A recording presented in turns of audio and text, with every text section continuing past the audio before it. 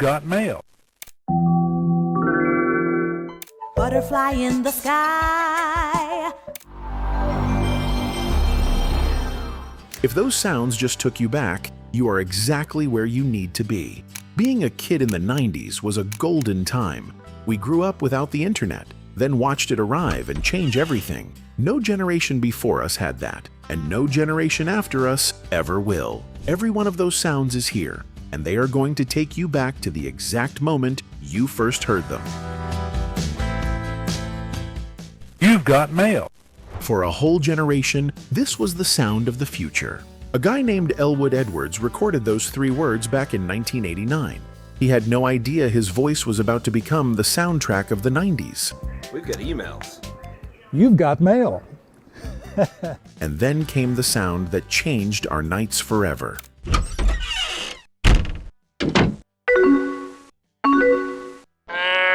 That door opening meant your best friend, or that special someone just signed on. AIM was where we learned to flirt and rewrite our away messages 30 times before bed. But before any of that, we had to summon the internet itself.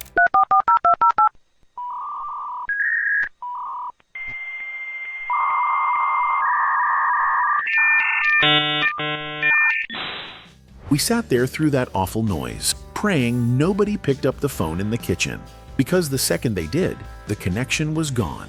The whole world was loading at 56 kilobits per second, and we waited for it like it was magic.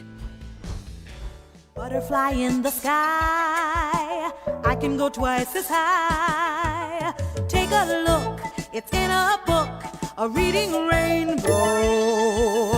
I can go anywhere.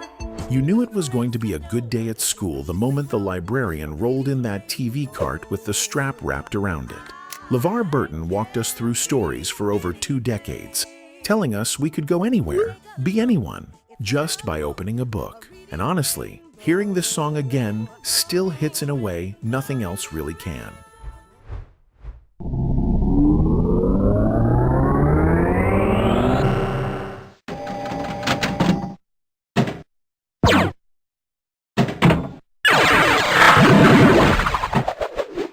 This is what no internet sounded like. 3D Pinball was the game built for people like us, the ones who used a PC without the internet.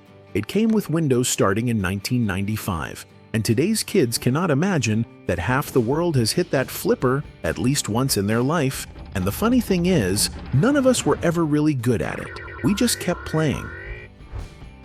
For a lot of us, these 3 sounds were the soundtrack of every weekend.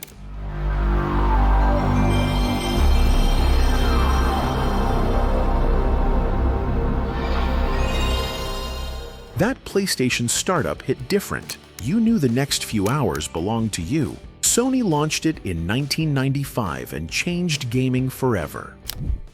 Sega! Then there was that scream. Sega owned the early 90s and made every kid feel like they were about to play something fast and loud. And then came Nintendo 64. The moment Mario showed up on screen, we were locked in for the next few hours. 3 consoles, 3 different worlds, and every kid had to pick a side.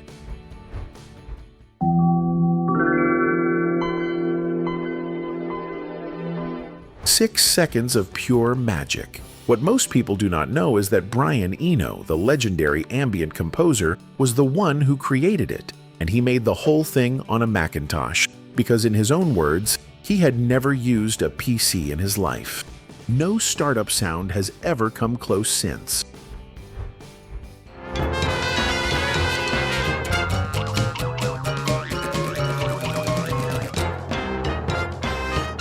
This is the sound of our afternoons. Cartoons gave us the shows that defined a whole generation of kids growing up in front of the TV. Nickelodeon.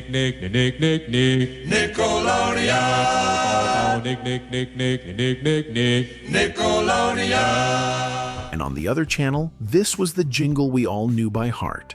By the 90s, every kid in America could sing it without thinking. You either ran home for Nick after school, or you locked in for Cartoon Network.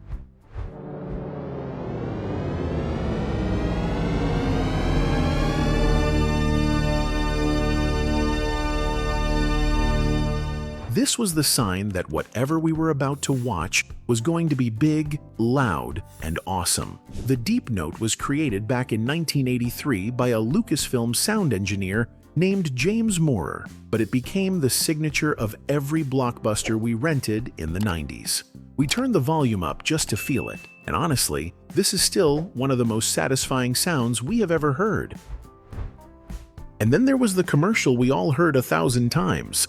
Your child can visit steamy jungles, grassy plains, and the dark depths of the oceans to meet and learn surprising facts about the magnificent animals that live there. Zoobooks was the magazine our parents could not say no to. Every commercial break on Cartoon Network, that same voice came on with the same offer. The elephants issue, the animal stickers, and the legendary tiger poster. Every kid in America wanted that tiger poster, and most of us never got one. Decades later, every word still lands like it never left. That is the sound of childhood.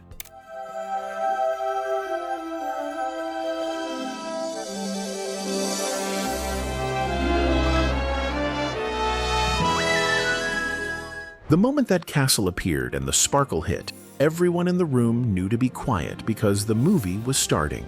Disney owned our Friday nights, our sick days, our birthday parties, and the second this sound played, everything was going to be okay.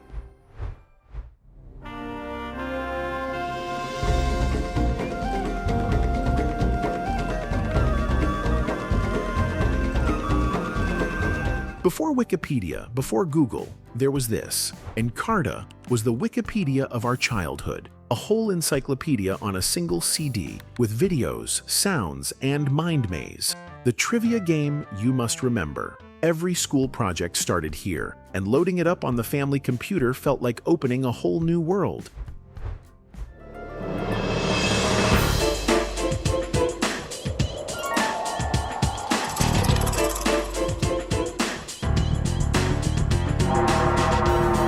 Goosebumps was the first taste of horror for kids in the 90s. The show hit the air in 1995, and the scariest part was always the opening itself. The wind, the music, and that dog that made us flinch. We watched it through our fingers and somehow always wanted more.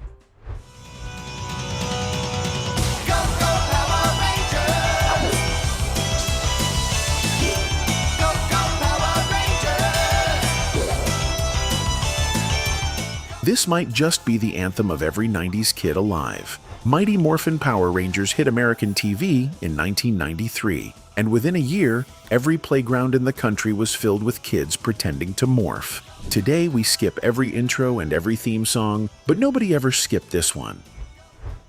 I'm going dizzy at Discovery Zone, discovering what I can do on my own. I can jump, swing, crawl. Discovery Zone was the indoor playground every 90s kid begged their parents to visit. Ball pits, tube slides, tunnels, and that smell of pizza and rubber mats. By 1994, there were over 300 locations across America. By 1996, most of them were gone. But that jingle, that we never forgot.